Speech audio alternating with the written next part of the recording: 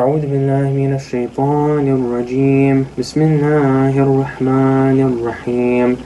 اللهم صل على محمد وآل محمد. عن فاطمة الزهراء عليها السلام بنت رسول الله صلى الله عليه وآله أنها قالت: دخل علي أبي رسول الله صلى الله عليه وآله في بعض الأيام فقال: السلام عليك يا فاطمة. فقلت: عليك السلام. قال: إني أجد في بدني ضعفا.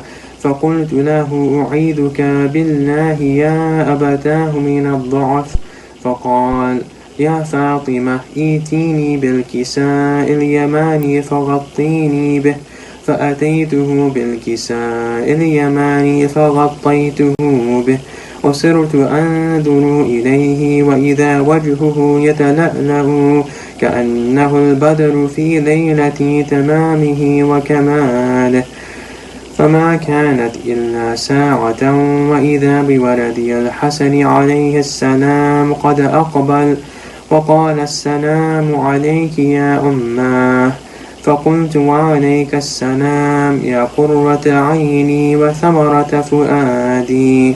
فقال: يا أماه، إني أشم عندك رائحة طيبة كأنها رائحة جدي رسول الله صلى الله عليه وآله. فقلت: نعم، إن جدك تحت الكساء. فأقبل الحسن نحو الكساء وقال: السلام عليك يا جداه يا رسول الله، أتأذن لي أن أدخل معك تحت الكساء؟ فقال: وعليك السلام يا ولدي ويا صاحب حوضي، قد أذنت لك. فدخل معه تحت الكساء. فما كانت إلا ساعة وإذا بولدي الحسين قد أقبل وقال: السلام عليك يا أماه. فقلت: وعليك السلام يا ولدي ويا قرة عيني وثمرة فؤادي.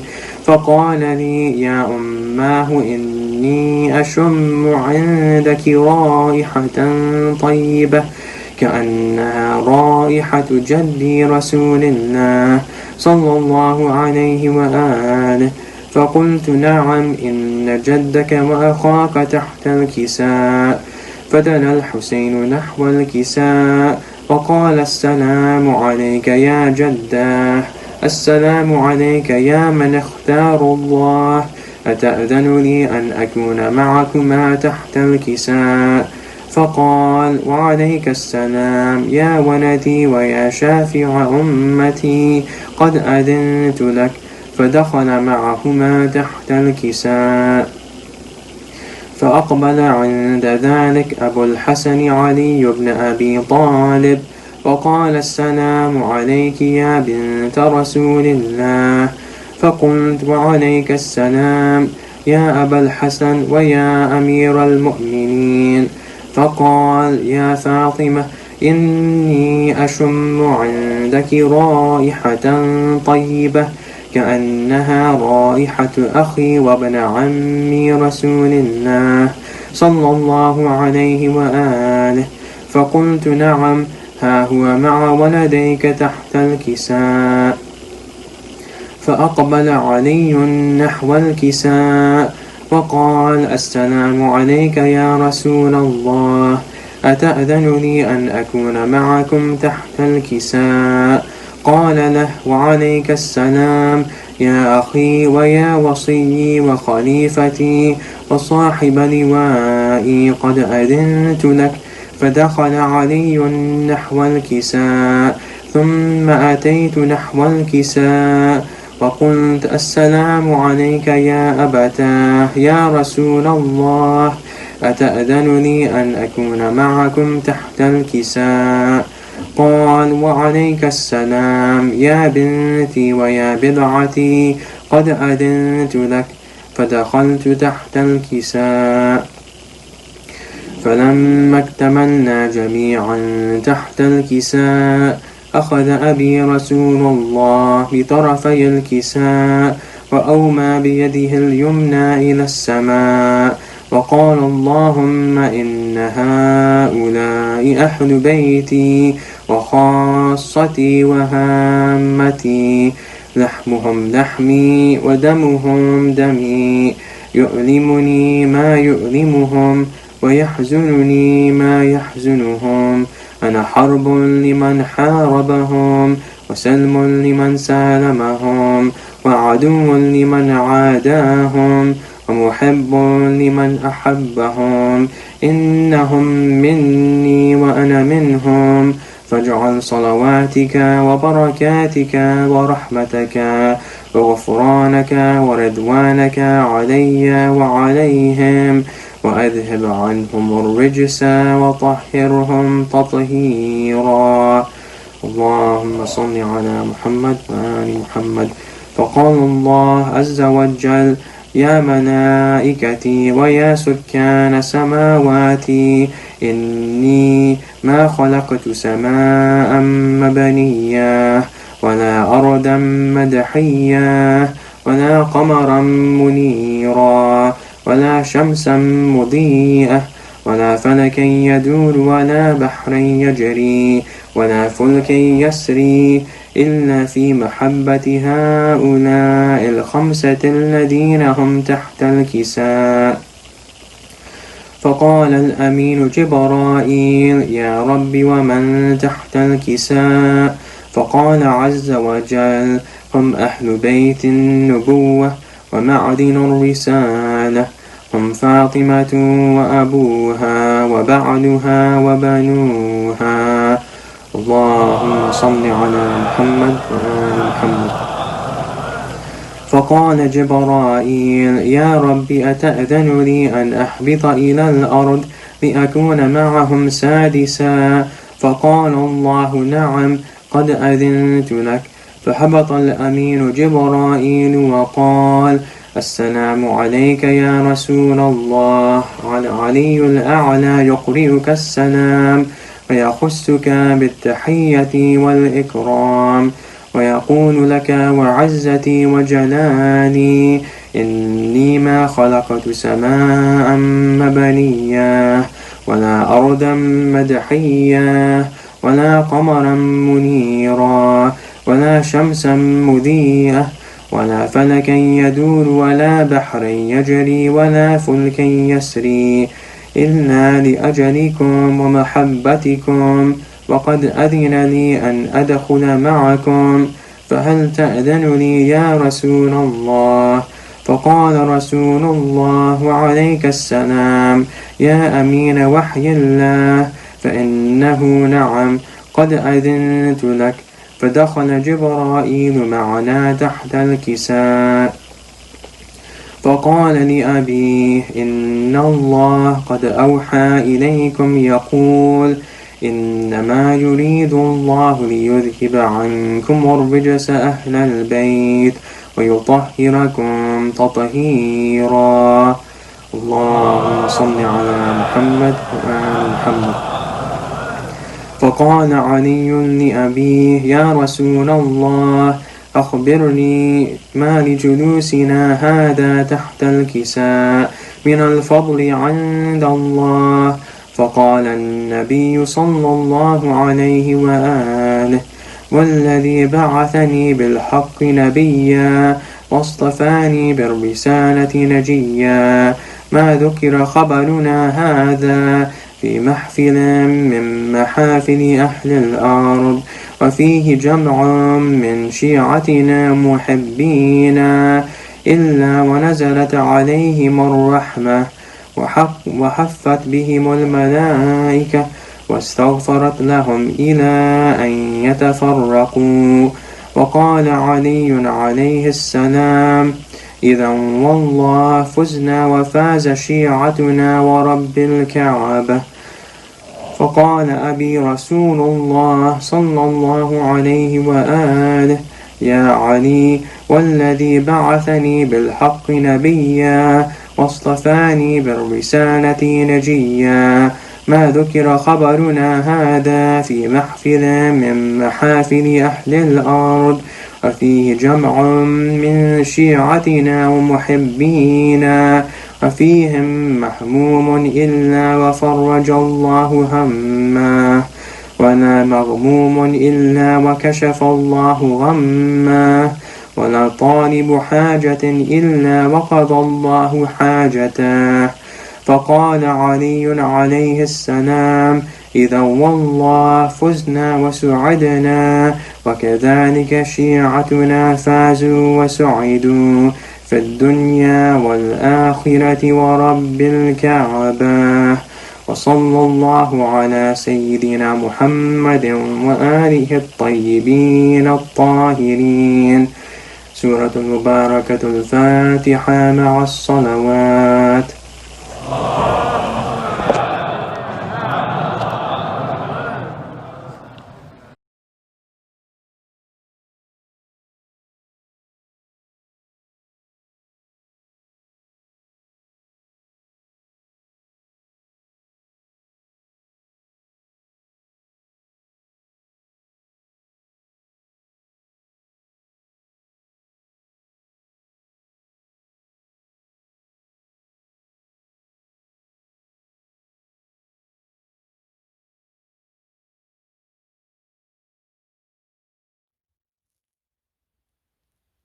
اللهم صل على محمد وآل محمد. بسم الله الرحمن الرحيم. اللهم إني أسألك وأتوجه إليك بنبيك نبي الرحمة محمد صلى الله عليه وآله يا أبا القاسم يا رسول الله يا إمام الرحمة يا سيدنا ومولانا إنا توجهنا واستشفعنا وتوسلنا بك إلى الله وقدمناك بين يدي حاجاتنا يا وجيها عند الله اشفع لنا عند الله يا أبا الحسن يا أمير المؤمنين يا علي بن أبي طالب يا حجة الله على خلقه يا سيدنا ومولانا إنا توجهنا واستشفعنا وتوسلنا بك إلى الله وقدمناك بين يدي حاجاتنا يا وجيها عند الله اشفع لنا عند الله يا فاطمة الزهراء يا بنت محمد يا قرة عين الرسول يا سيدتنا ومولاتنا إنا توجهنا واستشفعنا وتوسلنا بك إلى الله وقدمناك بين يدي حاجاتنا يا وجيحة عند الله اشفعي لنا عند الله يا أبا محمد يا حسن بن علي أيها المجتبى ابن رسول الله يا حجة الله على خلقه يا سيدنا ومولانا إنا توجهنا واستشفعنا وتوسلنا بك إلى الله وقدمناك بين يدي حاجاتنا يا وجيها عند الله اشفع لنا عند الله يا أبا عبد الله يا حسين بن علي أيها الشهيد يا ابن رسول الله يا حجة الله على خلقه يا سيدنا ومولانا إنا توجهنا واستشفعنا وتوسلنا بك إلى الله وقدمناك بين يدي حاجاتنا يا وجيها عند الله اشفع لنا عند الله يا أبا الحسن يا علي بن الحسين يا زين العابدين يا ابن رسول الله يا حجة الله على خلقه يا سيدنا ومولانا إنا توجهنا واستشفعنا وتوسلنا بك إلى الله وقدمناك بين يدي حاجاتنا يا وجيها عند الله اشفع لنا عند الله يا أبا جعفر يا محمد بن علي أيها الباكر يا ابن رسول الله يا حجة الله على خلقه يا سيدنا ومولانا إنا توجهنا واستشفعنا وتوسلنا بك إلى الله وقدمناك بين يدي حاجاتنا يا وجيها عند الله اشفع لنا عند الله يا أبا عبد الله يا جعفر بن محمد أيها الصادق يا ابن رسول الله يا حجة الله على خلقه يا سيدنا ومولانا إنا توجهنا واستشفعنا وتوسلنا بك إلى الله وقدمناك بين يدي حاجاتنا يا وجيها عند الله اشفع لنا عند الله يا أبا الحسن يا موسى بن جعفر أيها الكاظم يا ابن رسول الله يا حجة الله على خلقه يا سيدنا ومولانا إنا توجهنا واستشفعنا وتوسلنا بك إلى الله وقدمناك بين يدي حاجاتنا يا وجيها عند الله اشفع لنا عند الله يا أبا الحسن يا علي بن موسى أيها الرضا يا ابن رسول الله يا حجة الله على خلقه يا سيدنا ومولانا إنا توجهنا واستشفعنا وتوسلنا بك إلى الله وقدمناك بين يدي حاجاتنا يا وجيها عند الله اشفع لنا عند الله يا أبا جعفر يا محمد بن علي أيها التقي الجواد يا ابن رسول الله يا حجة الله على خلقه يا سيدنا ومولانا إنا توجهنا واستشفعنا وتوسلنا بك إلى الله وقدمناك بين يدي حاجاتنا يا وجيها عند الله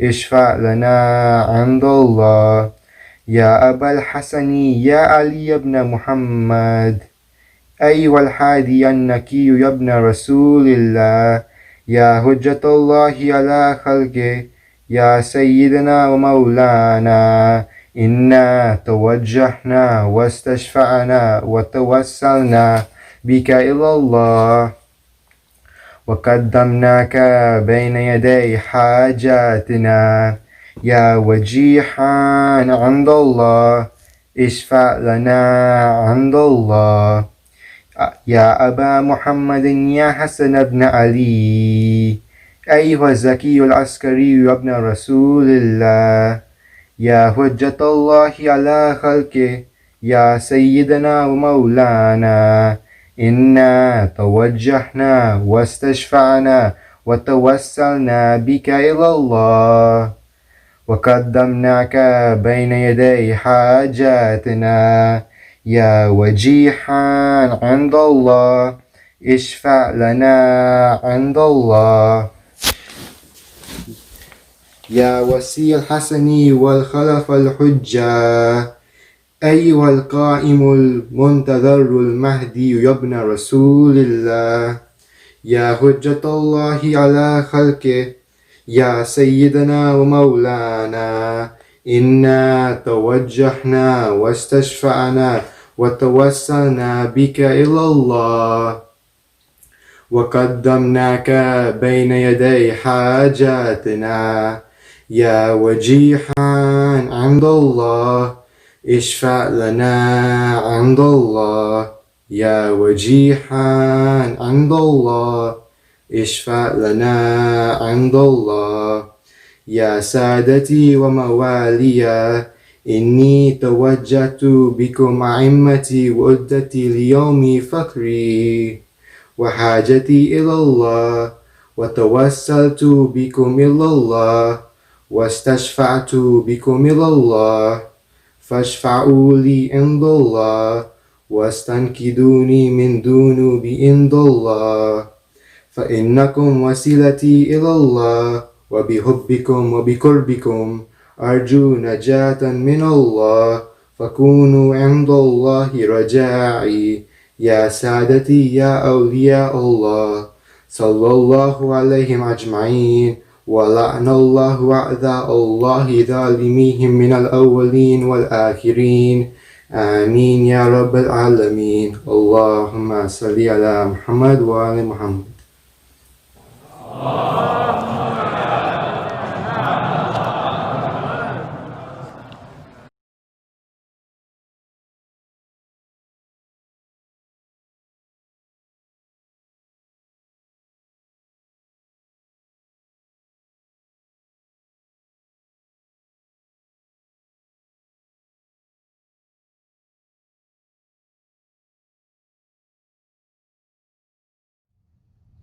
بر محمد و آل محمد صلوات اللهم صل على محمد و آل محمد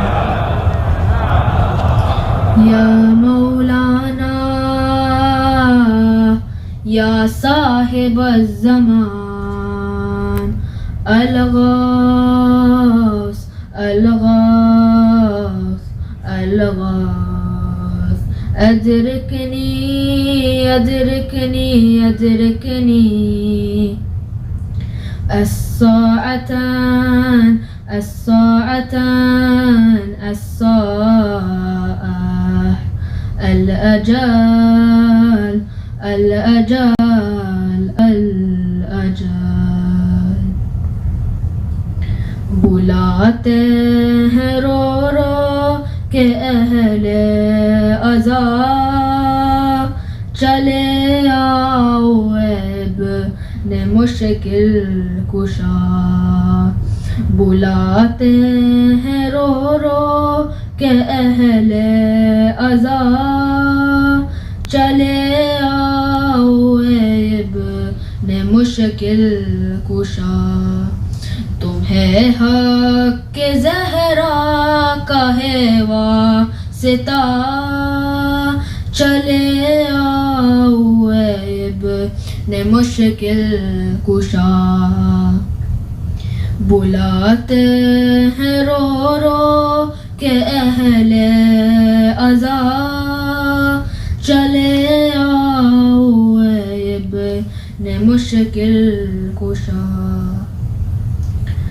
ہے پہلی جہاں میں عجب سے وبا عطا سارے عالم کو کیجے شفا عطا سارے عالم کو کیجے شفا وسیلہ ہے بیمار کرب و بلا چلے آؤ ابن مشکل کشا بلاتے ہیں رو رو کہ اہل ازا چلے آؤ ابن مشکل کشا خدا کی شریعت کا دل شاد ہو یہ ویران کعبہ پھر آباد ہو یہ ویران کعبہ پھر آباد ہو لگانے علم اس پہ عباس کا چلے آؤ ابن مشکل کشا بلاتے ہیں رو رو کہ اہل ازا چلے آؤ ابن مشکل کشا ہو ہم پیچھے پیچھے تم آگے چلو، نصیب اربعین کہ ایسا بھی ہو، نصیب اربعین کہ ایسا بھی ہو، تمہاری قیادت میں ہوں قافلہ، چلے آؤ اے ابن مشکل کشا، بلاتے ہیں رو رو کہ اہل عزا، چلے آؤ اے ابن مشکل کشا، جسے دیکھیے ہیں پریشان یہاں، یہ وقت کرم ہے امام زمان، یہ وقت کرم ہے امام زمان، کرو ہر سوالی کی حاجت روا، چلے آؤ اے ابن مشکل کشا، بلاتے ہیں رو رو کہ اہل عزا، چلے آؤ اے ابن مشکل کشا، میرا خواب بھی محو تعبیر ہو، اے مولا بقیہ کی تعمیر ہو، اے مولا بقیہ کی تعمیر ہو، لبوں پر مسلسل یہی ہے دعا، چلے آؤ اے ابن مشکل کشا، بلاتے ہیں رو رو کہ اہل عزا، چلے آؤ اے ابن مشکل کشا، بلاتے ہیں رو رو کہ اہل عزا، چلے آؤ اے ابن مشکل کشا، چلے آؤ اے ابن مشکل کشا، بر محمد و آل محمد صلوات۔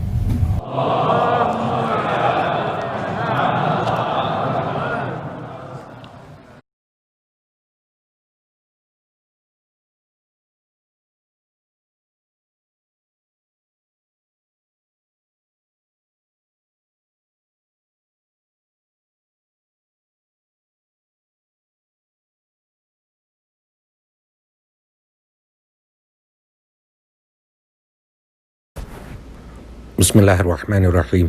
Respected scholar, my elders, brothers, sisters in Iman, Assalamu alaikum wa rahmatullahi wa barakatuh. Surah Fatiha is requested for all the names listed on the screen and Kul Marhamin Al-Fatiha.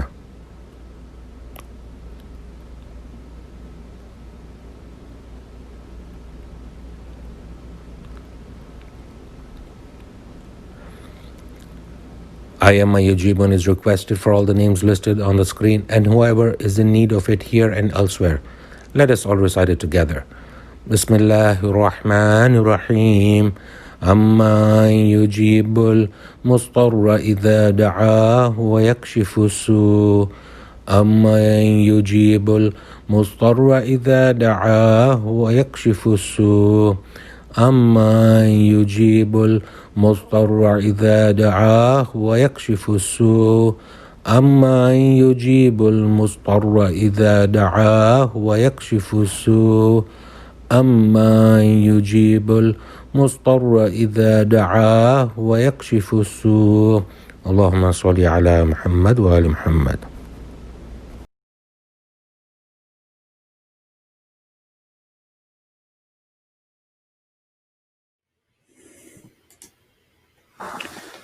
أعوذ بالله السميع العليم من الشيطان اللعين الرجيم. بسم الله الرحمن الرحيم. وبه نستعين لا حول ولا قوة إلا بالله. إلا بالله العلي العظيم والحمد لله رب العالمين والصلاة والسلام على أشرف الأنبياء والمرسلين خاتم النبيين شفيع المذنبين رحمة للعالمين سيدنا والنبينا وحبيب قلوبنا والشفيع نفوسنا والطبيب ذنوبنا أبي القاسم المصطفى محمد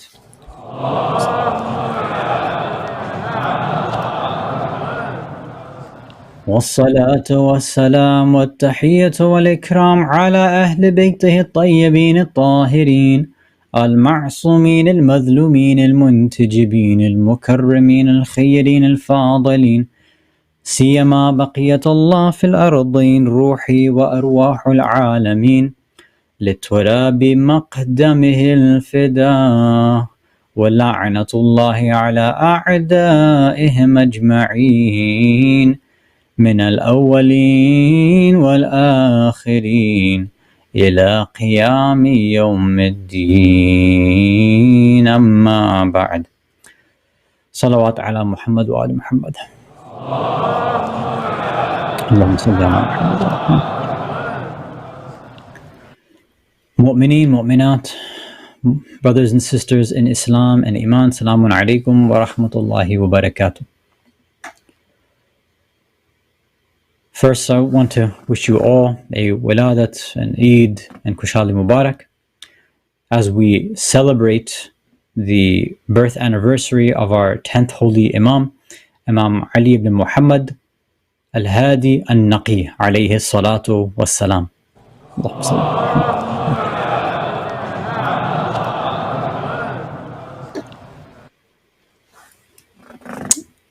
As we go through our main discussion tonight and trying to learn from the life of our Imam, we will be opening up for Slido questions, if there are any, and then we'll have our quiz as well.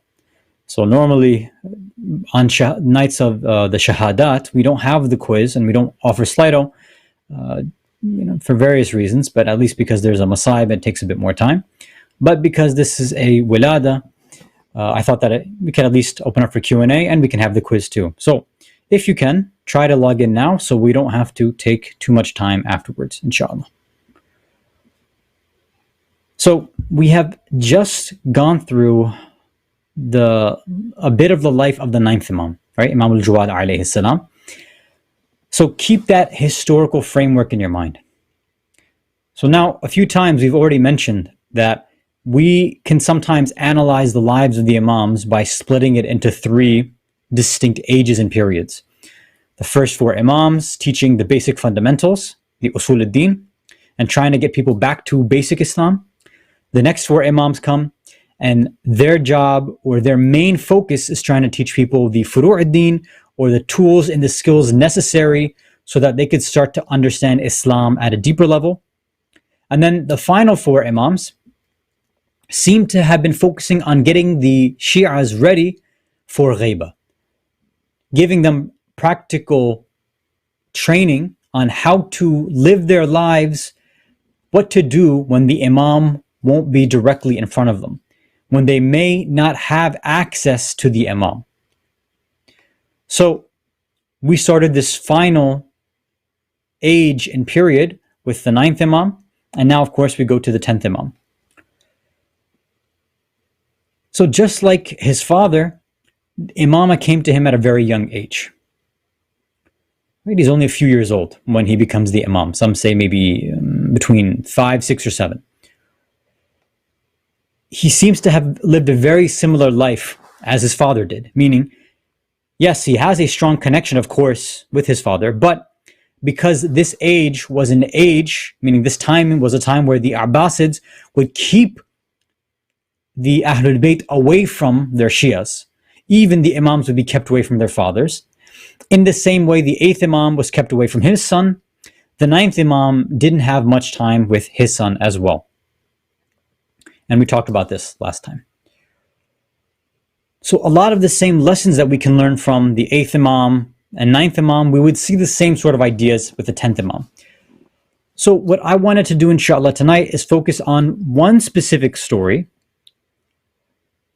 with this story, maybe take away 2 ideas for us and see if it's something that we can apply today, right? As usual, that's what we want to do, is not just go through a basic history lesson, but we want to see, is there something that happened during the life of the Imam that we can maybe after analyzing it, apply it to today and say that, maybe we can do the same thing, perhaps. So, forgetting, again, the politics that's going on, forgetting the situation of the Abbasids, because this is a whole bigger discussion, I want to focus specifically on the way that the Abbasid, the first one, or one of the first ones that dealt directly with Imam al-Hadi alayhi salam, the first one of the first ones, or at least for this story, was Al-Mu'tasim. So Al-Mu'tasim, after he poisons the 9th Imam, then he sees that he has this other child to deal with, right? So again, Imam al-Hadi is now maybe 6 or 7 years old. So Al-Mu'tasim orders somebody by the name of Umar ibn al-Faraj. He says, go now to Medina and go to the Imam. Hire a teacher for the Imam and make the Imam study under this teacher. And make sure that this teacher is an enemy of the Ahlul-bayt, that he hates the Ahlul-bayt, that he hates the Shi'as, and that way he can pass along that same hatred to the son of Imam al-Jawad, right? So basically, Al-Mu'tasim wants to now instill this idea and inculcate the 10th Imam in hatred of the Ahlul-bayt. Now, of course, Mu'tasim doesn't understand how Imamat works. He doesn't understand how Wilaya works, really. He has some general vague idea, and he thought, of course, that he could hire somebody or have one of his advisors hire somebody to go and, indoctrinate and poison the mind of the Imam and trick him. Of course, he didn't, that's not going to happen. Khair, he tried this. So, Umar ibn al-Faraj goes down to Medina. In Medina, he, searches among various different people to find people who, again, the main idea was that they have to be an enemy of the Ahlul-bayt. But of course, they have to be knowledgeable as well, right? It's not just that, just go teach this this person hatred for the Ahlul-bayt, but, they should make sure that they're giving him knowledge about Islam, about the Quran and the Prophet, things like that. So they find somebody named Al-Junaidi. Now, Al-Junaidi was a vehement opposer of the Ahlul Bayt and the Shias. He hated the Shias. He, even during the time, according to the historians, during the time of the 9th Imam, he tried his best to make sure that the Imam and the Shias had no contact with each other at all. Right? So he's one of these types. So he wanted the same thing, of course, to happen with the son of the 9th Imam, right? The 10th Imam. He was trying his best to keep contact away from the Imam and the Shias. Now, he started teaching him for a while. The lessons have been going on for a bit. Now, one of Al-Junaydi's friends or companions, or maybe even one of his students, somebody who knew him, he sees him once and he comes and he asks, right? He wants to ask about how the lessons are going. How is his propaganda teaching going with Imam al-Hadi alayhi salam? So, this person by the name of Muhammad ibn Ja'far, right? Don't get it confused, obviously. This is a person who doesn't support the Ahlul Bayt, just a friend of Al-Junaydi. He comes and he asks Al-Junaydi, you know that boy that you're teaching? How's he doing? How are the lessons going? What's happening? Give me the lowdown. When Al-Junaydi hears this question from this friend of his, he immediately replies to him and says, how dare you call him a boy? You should call him Sheikh instead. Do you know? And then, of course, Muhammad ibn Ja'far is shocked, like, what are you talking about, right? Like, this is, son of this person that you hate, and he's, you hate him. Like, why would you say this? So, of course, Al-Junaydi continues and says, do you know anyone in Medina who knows more about the disciplines, about knowledge than me? Do you know anybody who knows about literature and language about more than me? And Muhammad ibn Ja'far replies, no, you're the most knowledgeable. You know all this stuff. It's like, what? And then Al-Junaydi replies to him. He says, whenever I start teaching this boy the person that you're calling a boy, right, the sheikh, whenever I start teaching him about literature, I go into all of these intricate, specific details, right? And I think that I've explained everything to him. But then he opens up ideas in a way that I start learning from him. He gives me information that I've never thought of and I've never heard of before. People think that I'm teaching him. Wallah, I swear to Allah, I'm the one who's learning from him. Now, Al-Junaidi and Muhammad ibn Ja'far, they meet again at some other, time, right? Some time passes by, they meet again. Muhammad ibn Ja'far, maybe he's thinking in his mind that, that was maybe a fluke. Maybe I caught my friend Al-Junaidi on an off day. Let me check in again. So he asks Al-Junaidi, hey, that boy, how's he doing, right? How's your classes going with the boy? And then he again responds to him. Al-Junaidi responds fiercely, I told you, stop doing that. Do not call him a boy. He is the greatest creature on earth, the best creation of Allah that I've known. And then he starts giving examples about why he believes that. He says, whenever he wants to go and leave and return to his room, I tell him, when you want to go to your room, then you have to recite a surah before you go. So Imam al-Hadi asks, he says, okay, tell me, which surah do you want me to recite? So Junaidi says, I make him recite the longer surahs. And then Imam al-Hadi begins reciting these surahs in a way that I've never heard anyone recite before. He recites even more beautifully than Nabi Dawood alayhi salam. He has completely memorized the Quran from beginning to end. Plus, he knows why each verse was revealed, and he knows the tafsir behind each and every verse. And now Al-Junaidi is going forward and explaining why he's so confused. He says, this boy, he grew up between black walls in Medina, right? Because we know that he was cut off from everything. He didn't have this formal education. So now Al-Junaidi says, how did he get all this intense knowledge? Subhanallah. And this behavior of Imam al-Hadi led Junaidi, on one hand, in the beginning, he was a fierce opponent, a person who hated the Shias, who hated the Ahlul-bayt, who hated the followers of the Imams. And after starting to teach and then becoming a student of Imam al-Hadi, then becomes one of the greatest companions and lovers and followers of the Ahlul-bayt. Alayhimu salatu wassalam. Salawat ala Muhammad wa ala Muhammad.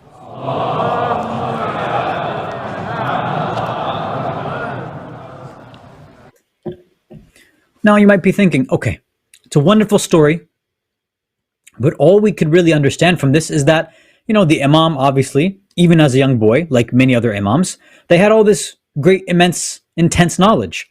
And he was able to bring his enemy towards the side of the Ahlul-bayt through that, that deep ilm that they have. That, of course, we don't have access to, only the Imams get it. So what could we possibly learn from a story like this? Well, rather than focusing on the way the Imam dealt with Al-Junaidi, which of course is important, and we can understand from that we should sometimes if we have the knowledge, we can even deal with our enemies from a position of knowledge. Even somebody who's trying to teach us, we can deal with them, right, with akhlaq. But I want to focus on it from the other way. I want to look at this from the perspective of the enemies of the Ahlul-bayt. How do the enemies of Islam, of the Ahlul-bayt, of Allah, of religion, how do they deal with us? How do they deal with their opponents? Now, in history, normally we've seen that there is two different ways they've dealt with it. The one that we are usually more aware of and familiar with is when the enemies, especially the rulers, they use physical force. So of course we know that all of the Imams, alayhimus salam, were martyred, right? They became shaheed, poisoned or attacked. Starting from the first Imam all the way to the 11th Imam, and according to some, even the 12th Imam will become shaheed in the same way. So the rulers or the deviants of the times, They knew the powers, they knew the level of impact and effect of those of the truth, right? The Ahlul-bayt, the Imams, the Ma'sumin. So they used these physical tactics, forceful tactics, assassination. They would poison. They would use physical intimidation, right? They would send police. They would abuse and torture the Imams. They would arrest them. They would move them and force them from place to place, putting them in places. They would threaten their families. You know, it was physical stuff. And we can imagine, right? The same thing happens sometimes over here. We know that Saddam, la'anatullah alayh, used the same sort of tactic on the people of Iraq, right? The lovers and followers of the Ahlul-bayt. He used the same tactic on Shahid Sadr and his family. May Allah bless his soul and his family's soul. We know that the other zalimeen and oppressors throughout the world, even today, they threaten us, they threaten the followers of truth, the followers of the Ahlul-bayt with violence. Right? We see what the Saudi regime does to the Shias in Hijaz right now. Of course, we see what happens in Yemen. And we see all around the world, those who are oppressors, they use their physical power to oppress the ones who are trying to follow the truth. Now, normally, this sort of tactic is used when the enemy is older. So, when they've reached a certain age, that's when the enemies, the oppressors, use physical force to intimidate, coerce, and try to eliminate those who speak on behalf of the truth. But there's another way that they also try to get their means across. There's another method that the oppressors use, that the enemies of truth use, that the enemies of the Ahlul-bayt have used and still use to this day, which is very, very important for you and I, especially those of us who are parents, especially those of us involved in the system of education in this society. And that is when they see that somebody's younger, instead of using physical force, they decide to use a different form of propaganda. And they decide to attack not the physical body, but rather the mind and the soul and the spirit of individuals. Which we'll explain if you can recite a salawat ala Muhammad wa ala Muhammad.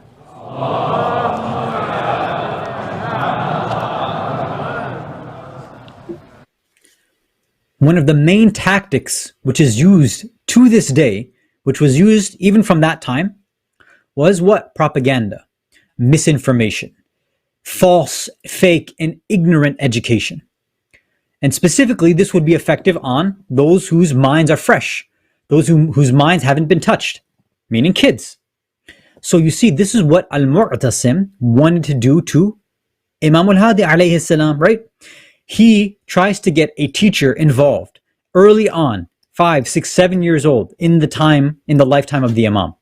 He hires somebody who's an enemy of the Imam, enemy of the Ahlul-bayt, enemy of the Alawis, and his idea is to try to pass on that hatred through education. Now, this is not just something which took place back then. This is something to this day that you and I have to be careful of and aware of. Now, I don't want to spell out everything to you. I think some of you have a general understanding already. Now, sometimes it's going to be direct, and I'll give an example.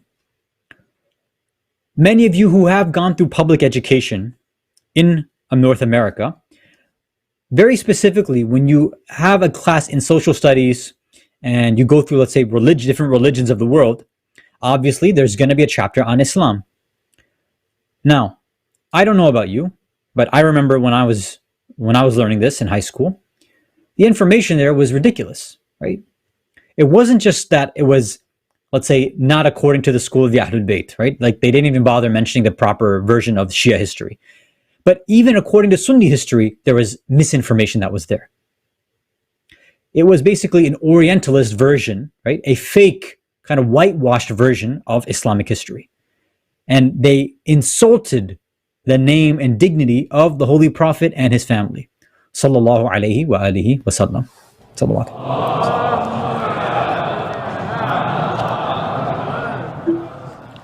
I remember, I think maybe a year or so ago, somebody that I know, I think they were from New Jersey, they were telling us about how in grade school, or in high school, in their religious studies class, while they were going through the section on Islam, there it mentioned that the Prophet and or Bibi Khadija or members of the household of the Prophet, na'udhu billah, na'udhu billah, na'udhu billah, had gotten drunk once. And this was basically a way that they were able to get married, right? Through getting drunk and then convincing their family members that they were a good couple. Na'udhu billah. This was something written in a major textbook. So this person who had brought it, we were discussing this with this individual. And they said, of course, right, when they saw this, they said, this is, false, of course. So they said it to their teacher, or they argued with their teacher in a, very respectful way. And the teacher said, no, it's in the book, it's right. And if you have a problem, go and take it up with the publisher. Now, many of us might have stopped there. Maybe most of us wouldn't have even bothered bringing up this issue. Alhamdulillah, this sister, she did. So she contacted the publisher.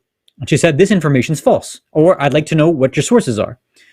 The publisher said, look, you can go and talk to the authors. So she actually messaged all the various different authors behind that book, right? Because normally in these textbooks, there's multiple different authors who work together and do the research. So she contacted all the authors. And she told them, look, this is what I found in your book. And look, I'm a Muslim and this is incredible. I've never seen anything like this. I'd like to know where you got this from because this can't be true. And the authors actually replied and said, when we were discussing this point, the majority of us, when we discussed this, we said that this was actually false and we didn't want this in the book. Or if I remember correctly, they wanted it edited out of the book. Like they had come to the conclusion that it wasn't based on sound evidence. So we told the editors, and we thought that they would have removed it. But now you're bringing it to our attention, and it seems very clear that the editors left it in place, despite us saying that there was no evidence. Now, I know some of you don't like conspiracy theories and this and that. And maybe you might think, oh, this is just maybe some negligence or maybe a mistake in publication. Fine. If you want to be that naive, that's your prerogative. That's okay. I'm sure we could go back and look in every single textbook for high school, for religious studies classes in college, and those ask any of the ulama who have studied, right, bachelor's, master's, PhD level, and see the kind of misinformation, the kind of propaganda which is spread, again, not only against the school of the Ahlul-bayt, but even the mainstream version of Islam. And a wise, thinking individual would say, look, it seems like there are people behind the scenes, whether it's the religious studies department or the Middle Eastern studies department, the board of editors, whatever it is, there seem to be people who have very specific agendas, and they are making sure very specific kinds of information is remaining within these books. You're welcome to do your own research. If you find otherwise, please share it with me, and I can stand corrected. But I've heard this from multiple sources. So, and I'm sure many of you have gone and seen this same issue happen, especially if you've done any sort of religious class in college as well. This same stuff happens even, right? This was a direct method, but this happens indirectly too. We've been talking about the relationship between religion and science and how the way that we're living in the modern society, the people behind the scenes are not pro-religion. They do not want people to get close to God. Within, let's say, the school systems or within the public workplace, whatever sphere of life we're talking about in this society, they do not want God to be a part of it. And they don't want people talking about God. They don't want people talking about religion, right? One thing is, keep it in private, don't bring it in public. Or in school, even when it comes to the whole idea of evolution versus creationism, they say, look, we can only teach scientific fact. Now, we've talked enough about, I think, science, right? And the limitations of science. Why don't they want to teach the fact that science has limitations and that maybe there are other ideas which help science work, or the history that religion is the one that has answered questions which science has not been able to do so? Why don't they teach these things to our kids? Why do they keep pushing for the idea of science and science and science? If you look at these authors, if you look at the ones who are pushing these ideas, you'll see that it's because they have an agenda that they do not want children to come close to religion. Why do you think that so many of our kids now, whether it's in grade school, right, in high school, or in college, are very quickly moving away from religion?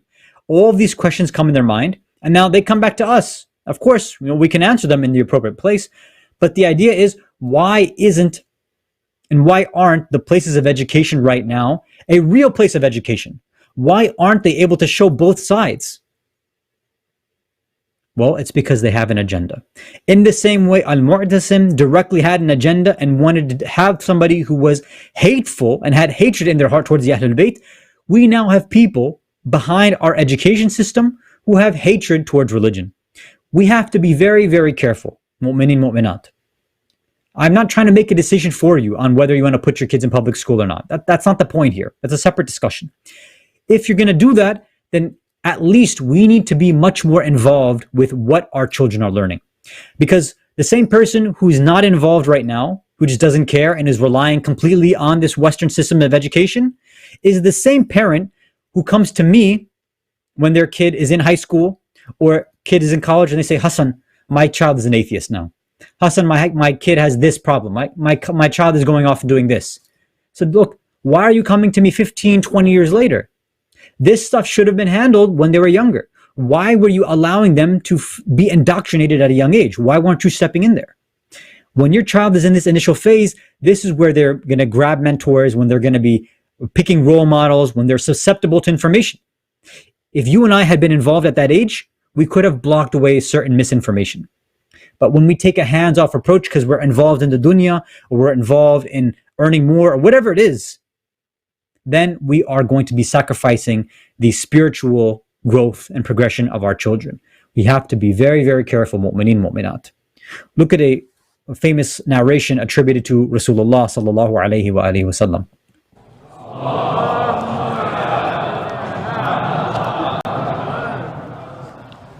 Where he says, and I'm paraphrased, that teach your children religion at a young age. Make sure you're involved as soon as possible.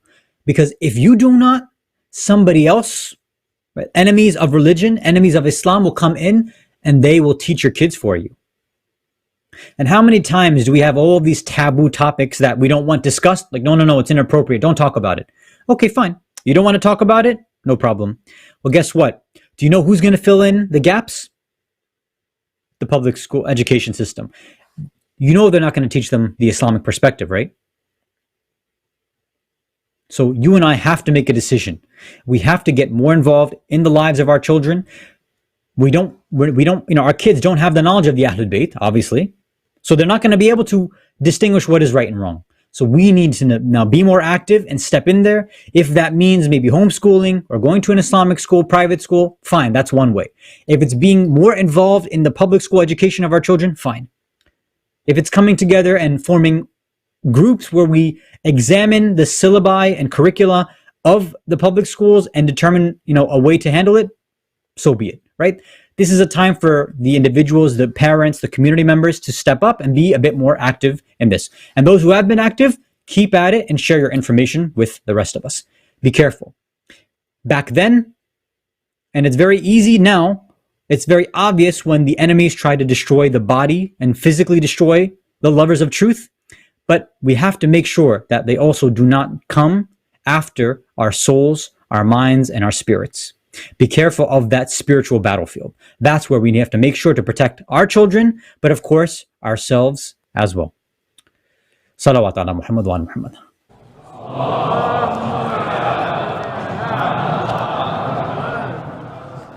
So if there's any questions on Slido, we'll take those. If not, then we will move on to the quiz, inshallah. And I think there was a question from last Thursday, yeah. So this one I'm going to save, right? Because I said I wanted to address this at the beginning. So Thursday night, inshallah, we're going to start with this question and we'll address this first. Okay, so if there's no new questions, then we will go on to the quiz, inshallah. Salawat ala Muhammad wa ala Muhammad.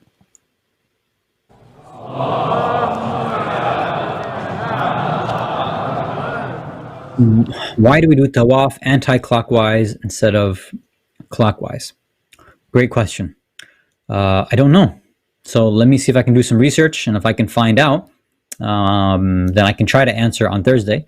Though I prefer that the questions be related to the topic, but khair, if I can find an answer, then I'll share, inshallah, Thursday. Okay, let's jump to the quiz then. All right, here we go. So, Assalamu alaikum to everybody. Again, Khushali Mubarak, Eid Mubarak, Wiladat Mubarak. Happy birthday, Imam. Okay, let's see who we have here. I am not the 10th Imam. How creative. Al-Fattahu. Interesting. Oh, is that? Oh, okay. So technically, when you're writing out an Arabic word, you wouldn't put the last vowel at the end, right? So if you're talking about the name, Al-Fattah would be enough, right? Now Al-Fattahu. Right? Okay. Sumaya Jafar, Assalamu alaikum, Jagani, Zahra, Yusuf Ali, the Diujis, Mazahir's younger son Muzammil. Thank you so much for specifying. R, Fatima Ali, Zahra Ali, 2 Diujis, okay. Parmenides, Assalamu alaikum. Oh, I love when I see the classicals, right? The originals here. The Kakus, Bahlul Dana, Tambar, Assalamu alaikum, Muhammad Abbas Ali, Ahmad Shivji. Anybody else? No, I think I got everybody. Asant. Oh, wait, somebody else just jumped in. Now I got to find it. Z, Assalamu alaikum. Thank you everybody for logging on earlier this time too. But media team, you're giving people 45 seconds. You are so generous tonight. I guess in honor of Imam al-Hadi, I guess, right? I think it's enough. I think you can start it. Yeah, 22 people. That's good enough. That's something. Okay, here we go. Which of these is not one of the 10th Imam's nicknames? Abu al-Hasan, al-Mutawakkil, al-Murtada, or al-Gharib? Now, some of you may be thinking, hey, you didn't cover this. Well, I figured tonight, let me try something different. And let's see if let's test your own previous knowledge, right? So let's see. Now, some of you might be thinking, number one, Abu al-Hasan, right? That is also the nickname of the 8th Imam, right? Isn't it? Al-Mutawakkil, well, that's the name of the one of the Abbasid rulers. Al-Murtada, that's for the first Imam. And Al-Gharib, isn't that Imam Hussein? And sometimes Imam al-Rida? So, very strange question over here. If somebody can get this right, then I will be very, very, very impressed. Very impressed. That means somebody really, really is reading and paying attention to details. Let's see, we got 11 people there. I think about halfway. Yeah, this is a tough one.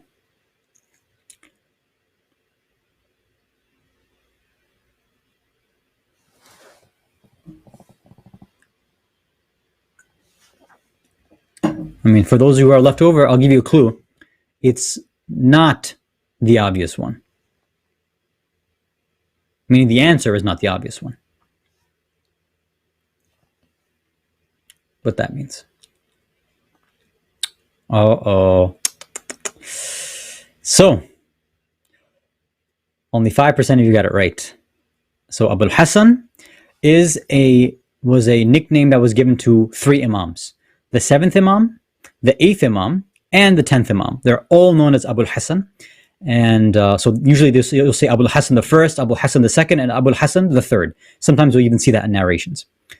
Al-Mutawakkil, which seems like, well, that's the name of one of the Abbasid Khulafa. How could that be?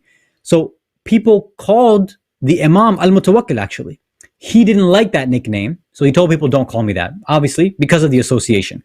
But actually was one of the nicknames that he was associated with. Al-Murtada, yes, they actually did call him that. Al-Gharib is the one that, at least in the books, he has not been associated with that name. Although, we could say that he was Gharib, of course, because he was kept under house arrest for so long. But very good to 5% of you. Very good. All right, let's go to number 2. So, his father, Imam al-Jawad alayhi salam, named him Ali because he was eloquent like Imam Ali and would worship like Imam Sajjad alayhi salam. He looked like the first and fourth Imams alayhi salam, both A and B, or none of the above. So again, I didn't mention this tonight, but let's see how many of you have done your reading, or are just good at trivia, or are really good at guessing, or God provides you some sort of divine inspiration and you just get the answer like that. So obviously, right, he is Ali ibn Muhammad al-Hadi An-Naqi. So why would his father name him Ali, right? Because Muhammad and Ali, they, the Imams, when they name their children, it's not like sometimes you and I, what we do. When we name our kids, it's like, open the Quran, like, all right, let the Quran decide. Or like, I like the way that this name sounds. Or my grandmother or grandfather was named this, so I'll pick this. The Imams, when they decided, it's because they knew that there was a spiritual effect on the soul of an individual. There were spiritual reasons, perhaps, why they decided to do this, right? So let's see if you can figure out. Wow, 40% said none of the above. Interesting. The answer happens to be A. Because he was eloquent and spoke with, that balagha, like Imam Ali alayhi salam, and he had the same sort of ibadah that was similar to Imam Sajjad alayhi salam. So both the Imams that were named Ali, he took after them. That's why his father named him Ali. Ahsan to 30% of you. These trick questions are getting you guys, huh? Ahsan. Okay, let's go to number 3. I think this is the last question that I have that we didn't address tonight. Okay, so once Imam al-Jawad went on a trip to Iraq, and he asked both of his sons, Imam Hadi and Musa, what they wanted. So Imam al-Hadi said, I want this, and Musa said, I want this, right? The other son of Imam al-Jawad. What did they say? A, that they both wanted a piece of the turba of Imam Husseini alayhi salam. Both wanted dates, like famous dates from Iraq. Imam Hadi said, I want a sword like a flame, and Musa said, I want mats. Or Imam al-Hadi said, I want a Quran, and Musa said, I want a ring, specifically a Dur Najaf. So let's see. Let's see what we got. Now, all of these seem strange, right? They could all be possible, right? It could be any of these, I think, right? Hold on.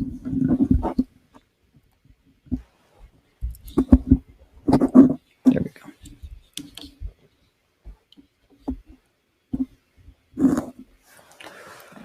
Yeah, let's see.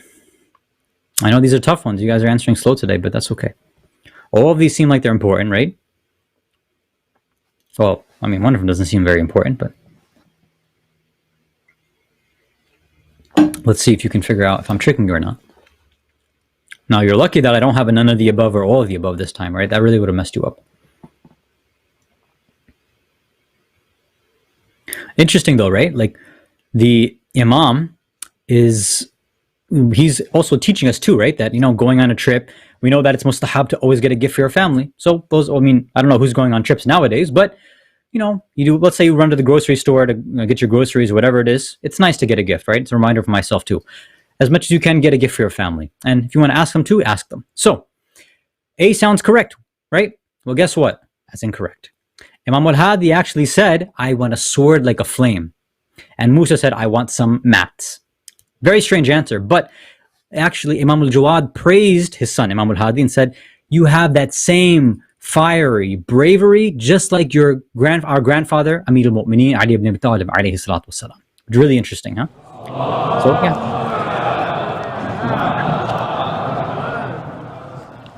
Very interesting. So next time your children ask for a quote-unquote violent toy, actually, let me not say anything. Let's go to the last question.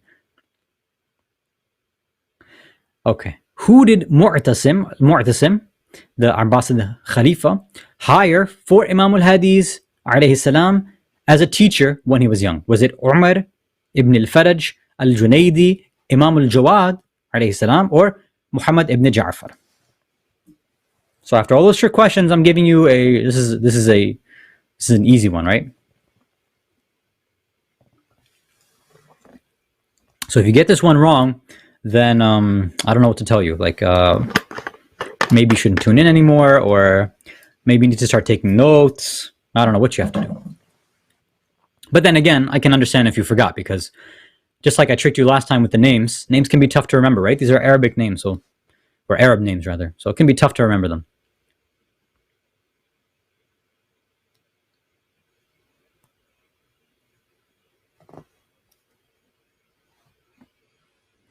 Let's see. I'll be very surprised if anybody tonight got all 4 correct. If somebody got all 4 correct tonight, then I'll be I will tip my turban off to you?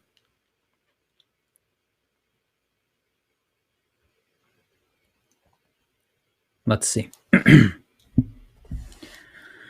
Okay. Hasan. Now, 82% of you were paying attention. Thank you very much. Al-Junaidi was the answer. For those who said Muhammad ibn Ja'far, very close. Remember, this was the companion that went to Al-Junaidi and said, hey, what about that boy you're teaching? And Al-Junaidi was like, how dare you call him a boy? Call him Sheikh. So very good. 82% of you are paying attention, or at least remembered. And 18% of you maybe were paying attention, but you forgot and got the names mixed up. No problem. I will forgive you in honor of the 10th Imam, alayhi salam. All right, let's see. Oh boy, and only 2 out of 4 for a lot of you. Okay, well, so I will not tip my turban off to anybody tonight, unfortunately. So maybe I'll try to bring some of these questions again for Thursday to see who has, I'm not saying memorize it, but let's see what happens when we bring it again Thursday night. So again, once again, Eid Mubarak, Kushad Mubarak to all of you. التماس الدعاء والحمد لله رب العالمين وصلى الله على سيدنا محمد وعلى أهل بيته الطيبين الطاهرين. صلوات.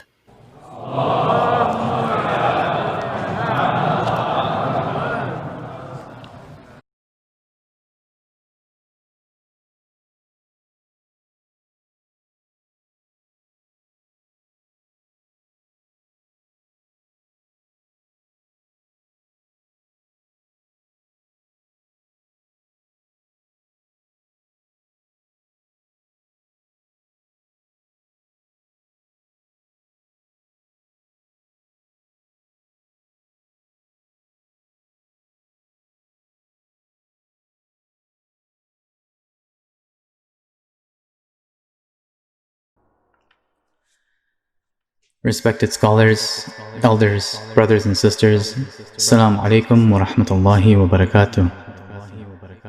I'd like to begin by expressing congratulations and Mubarak on the Wiladat of Imam Ali An-Naqi alayhi salam.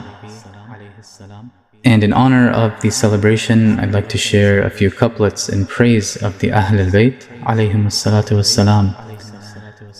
And since we are near the period of mourning and the season of grief, certainly those who rejoice in the happiness of the Ahlul-bayt are also anticipating mourning their sorrows in the near future.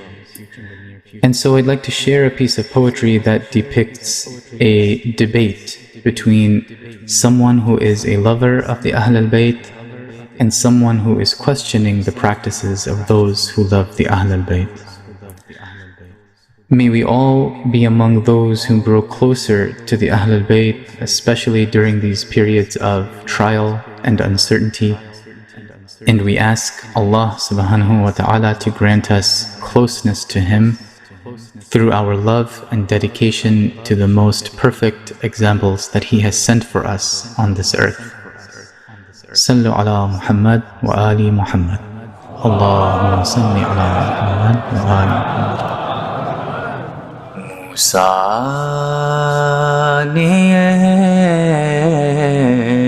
अहल-बैत का जब वास्ता दिया,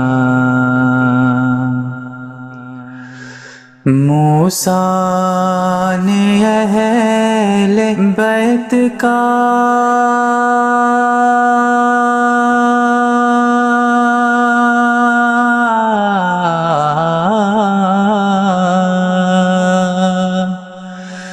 जब वास्ता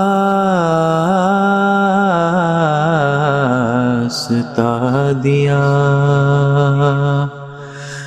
दरिया ने मुस्कुरा के उन्हें रास्ता दिया। दरिया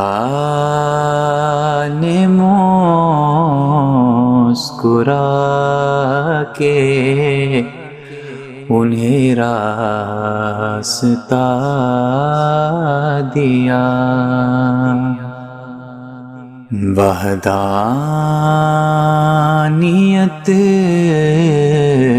को अपने بچانے کے واسطے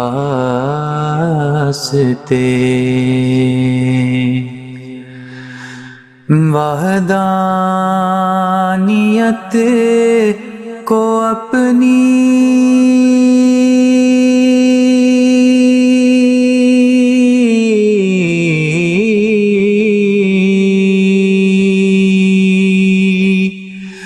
بچانے کے واسطے اللہ نے رسول کو مشکل کشا دیا اللہ نے رسول کو مشکل کشا دیا صلی علی محمد و آل محمد اللہم صلی علی محمد و آل محمد دوستوں آؤ سناؤں تم کو میں ایک واقعہ دوستوں آؤ سناؤں تم کو میں ایک واقعہ ایک دن مجلس سے اپنی گھر کی جانب میں چلا راستے میں سامنا واعظ سے میرا ہو گیا حسب عادت طنزیہ لہجے میں وہ کہنے لگا شرک ہے غیر خدا پر اشک برسانا سنو میں یہ بولا بات اب میری بھی مولانا سنو آدم و حوا کا کیا بیٹے پہ رونا شرک تھا حضرت یعقوب نے یوسف پہ کیوں گریا کیا تو اگر ہے امتی سرکار کا تو یہ بتا حضرت حمزہ پہ کیوں روئے محمد مصطفیٰ یا تو اب سرکار سے تو اپنا رشتہ توڑ دیں یا عزاداروں پہ واعظ طنز کرنا چھوڑ دیں کاٹ کر پھر بات میری یہ کیا اس نے سوال کیوں مدد ہے در سے لیتے ہو بجائے ذوالجلال میں یہ بولا اپنی بوسیدہ کتابیں کو کھنگال ان میں مل جائے گی تجھ کو جنگ خیبر کی مثال تجھ پہ ہو جائے گا ثابت بحث یہ بیکار ہے نعرہ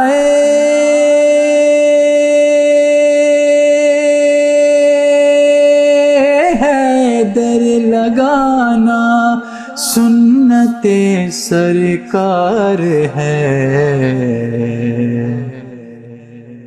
باتوں باتوں میں جہالت اس کی جب کھلنے لگی، بڑھتے بڑھتے بات ذکر کربلا تک آ گئی، وہ یہ بولا کربلا تو جنگ شہزادوں کی تھی، میں یہ بولا کربلا ہے زندگی اسلام کی، تیرے شہزادے سے بڑھ کر یوں میرا شبیر ہے، وہ سرا پارچ ہے، یہ وارث تطہیر ہے، منہ بنا کر دل ملا کر پھر چلی اس کی زبان، تو ہے مولائی تو حیدر کے فضائل کر بیان، میں یہ بولا اس قدر برداشت ہے تجھ میں کہاں، میں یہ بولا اس قدر برداشت ہے تجھ میں کہاں، سوچ لے دل پر تیرے گرنے لگے گی بجلیاں، تیری صحت کے لیے کافی ہے یہ غیبی پکار کہ لا فتح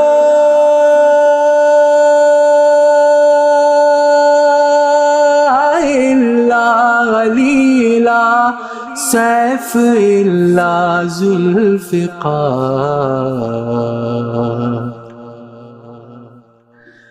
بات ایمان ابو طالب کی اس نے چھیڑ دی، کفر پر اس کے مطابق گزری ان کی زندگی، میں یہ بولا پھر تو یہ توہین ہے اللہ کی،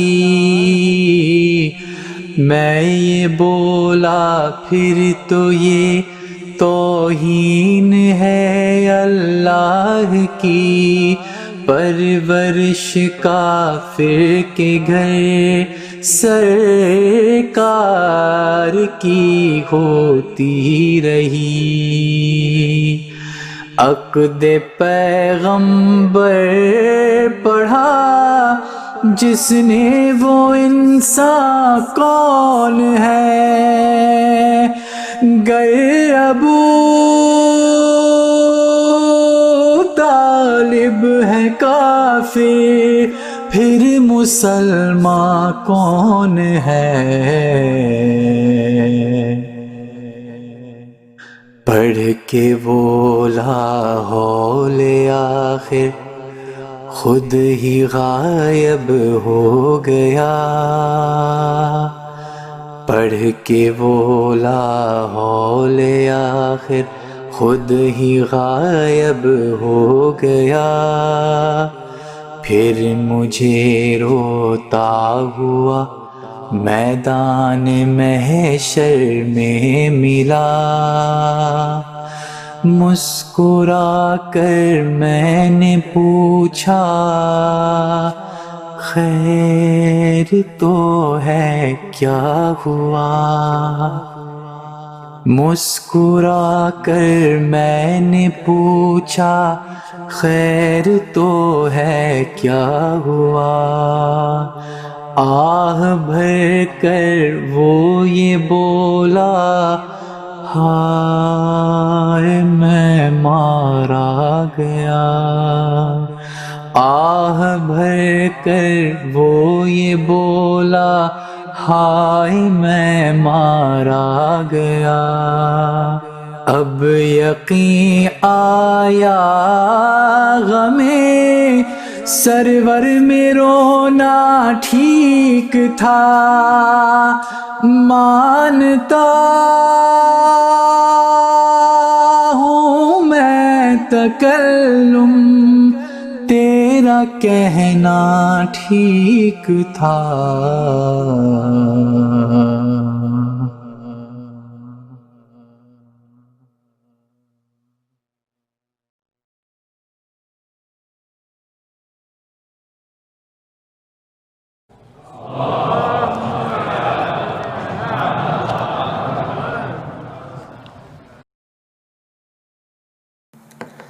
اللهم صل على محمد وآل محمد. إلهي أذن البلاء وبرئ الخفاء وانكشف الغطاء وانقطع الرجاء وضاقت العرض ومنيت السماء وأنت المستعان وعليك المشتقى وعليك المعول في شدة والرخاء. اللهم صل على محمد وآل محمد أولي الأمر الذين فرضت علينا طاعتهم وعرفتنا بذلك منزلتهم، ففرج عنا بحقهم فرجا عاجلا قريبا كلمح البصر أو هو أقرب يا محمد يا علي يا محمد. اكفياني فإنكما كافيان وانصراني فإنكما ناصران يا مولانا يا صاحب الزمان. الغوث الغوث الغوث أدركني أدركني أدركني الساعة الساعة الساعة العجل العجل العجل يا أرحم الراحمين بحق محمد وآله الطاهرين. السلام عليك يا أبا عبد الله، السلام عليك يا ابن رسول الله، السلام عليك يا ابن أمير المؤمنين وابن سيد الوسيين، السلام عليك يا ابن فاطمة الزهراء سيدة النساء العالمين، السلام عليكم ورحمة الله وبركاته. السلام عليك يا مولى ابن مولى، السلام عليك يا غريب الغرباء، السلام عليك يا سلطان أبو الحسن علي بن موسى الرضا ورحمة الله وبركاته. السلام عليك يا صاحب الزمان، السلام عليك يا خليفة الرحمن، السلام عليك يا شريك القرآن، السلام عليك يا كعبة الإيمان، السلام عليكم يا أهل بيت النبوة جميعا ورحمة الله وبركاته. بسم الله الرحمن الرحيم. اللهم كل وليك الحجة ابن الحسن صلواتك عليه وعلى في هذه الساعة وفي كل ساعة وليا وحافظا وقائدا وناصرا ودليلا وعينا حتى تسكنه أرضك طوعا وتمتعه فيها طويلا.